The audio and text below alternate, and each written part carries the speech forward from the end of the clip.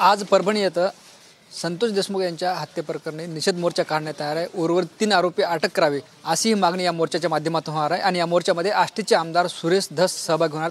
अण्णा काय सांगाल, आज आपण परभणीच्या मोर्चात सहभागी होणार, काय प्रतिक्रिया? हो, चाललेलो आहो। या संतोष देशमुख खून प्रकरण आहे। दुसरं तिथं सोमनाथ सूर्यवंशी याचं दुःखद निधन झालेलं आहे आणि विजय वाकोडे बाबा यांचंही निधन झालेलं आहे। मी अगोदर जाऊन आलोय परभणीला सुद्धा।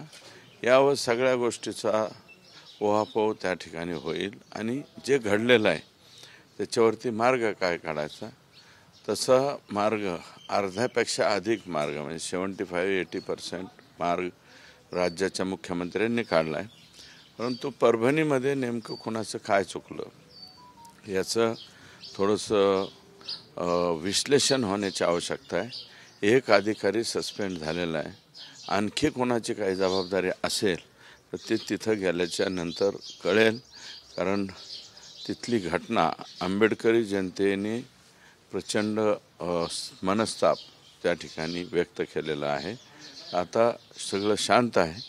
लोकांची भावना आहे थोडीशी या दोन्हीही घटनेच्या बाबतीमध्ये, त्यांनी बोलवलं तिथल्या संघटनांनी, त्याच्यामुळे मी चाललोय। आणि जे 3 फरार आरोपी आहेत त्यांना मदत करणाऱ्या 3 संशयितांना SITने अटक केल्याची माहिती मिळते।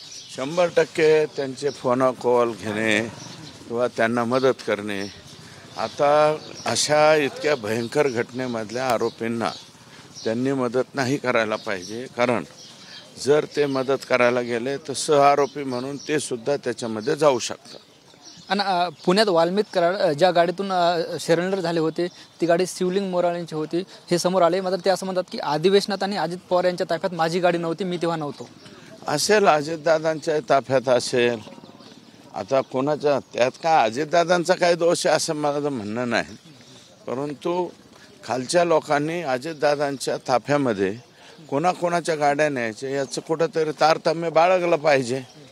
ते तारतम्य राष्ट्रवादी काँग्रेसकडनं बाळगलं जात नाही आहे असं एकंदरीत चित्र आहे।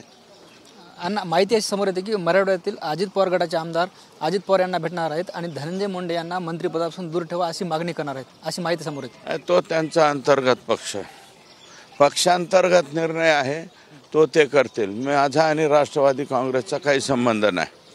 आपण असंही म्हणत की बीड म्हणजे पोलीस दलात फेरबदल करण्यात यावे, बिंदू नामावलीनुसार जे आहे ते 100% बिंदू नामावलीच्या 700-800 पट जर लोक असतील आणि त्याच्यामुळे हे प्रॉब्लेम सगळे क्रिएट होत असतील तर त्या मुळावरच घाव घालावा लागेल आणि तो घाव घालून हे बॅलन्स केल्याशिवाय इथलं वातावरण नीट होणार नाही। SITच्या पथकात वाल्मिक कराड यांच्या जवळचे अधिकारी आहेत, या संदर्भात आपण काही मुख्यमंत्र्यांशी बोलणार आहेत? हो, बोललो, CM साहेबांशी बोललो। तुम्ही मला वाटतं मीडिया पाहत नाहीत।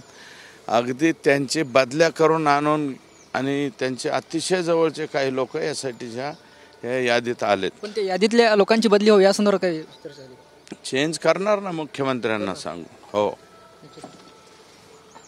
निधीच आपण जर बघितलं तर हे होते आमदार सुरेश धस, ज्यांनी या सविस्तर प्रश्नावर आपली भूमिका व्यक्त केली आहे। कॅमेरा पर्सन हर्षल निकमसह ज्ञानेश्वर लोंढे, TV9 मराठी, आष्टी, बीड।